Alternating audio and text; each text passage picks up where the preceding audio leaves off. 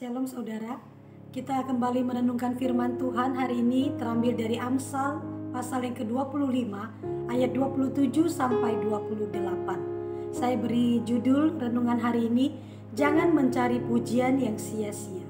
Amsal 25 ayat 27 sampai 28. Saya bacakan, tidaklah baik makan banyak madu, sebab itu biarlah jarang kata-kata pujianmu. Orang yang tak dapat mengendalikan diri adalah seperti kota yang roboh temboknya. Ini dalam versi Alkitab terjemahan baru. Saya bacakan juga di dalam Alkitab terjemahan lain, yaitu Alkitab versi Borneo, berbunyi demikian. Tidak baik makan madu banyak-banyak. Demikian juga tidak terhormat orang yang mencari kehormatan diri.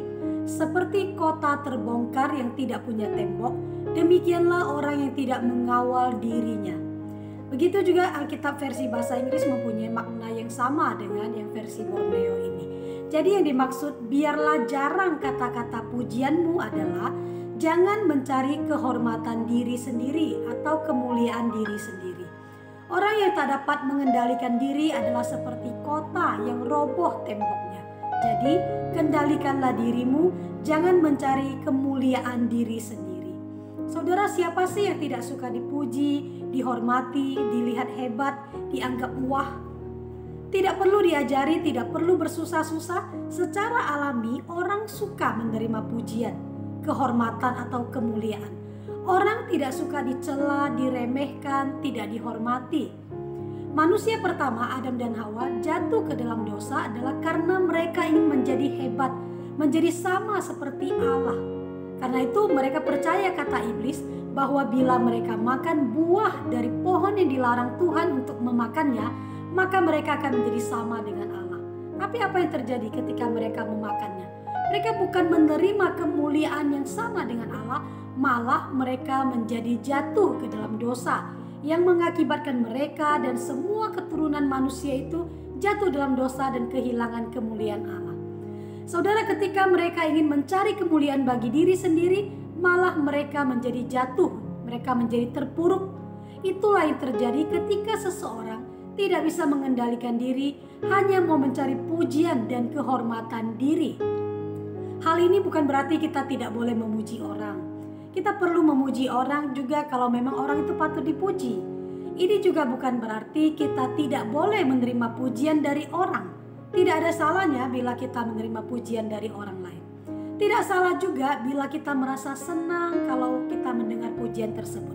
Tapi yang dimaksud di sini adalah tidak baik kalau berlebih.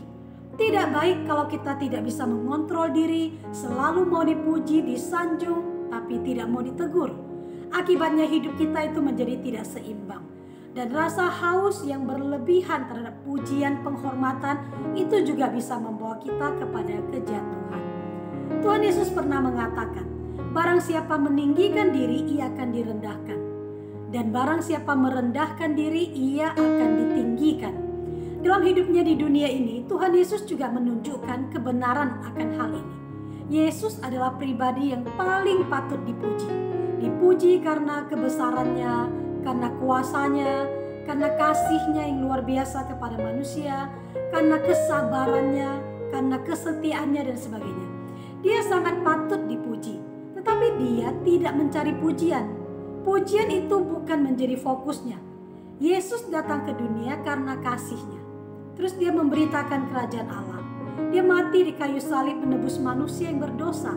Itu yang jadi fokusnya. Sehingga ketika dia diremehkan, dia dihina, difitnah, direndahkan, dia tidak persoalkan. Pada akhirnya ketika saatnya tiba, setelah Yesus menyelesaikan misi penyelamatannya, setelah dia direndahkan sedemikian rupa, pada akhirnya dia dimuliakan.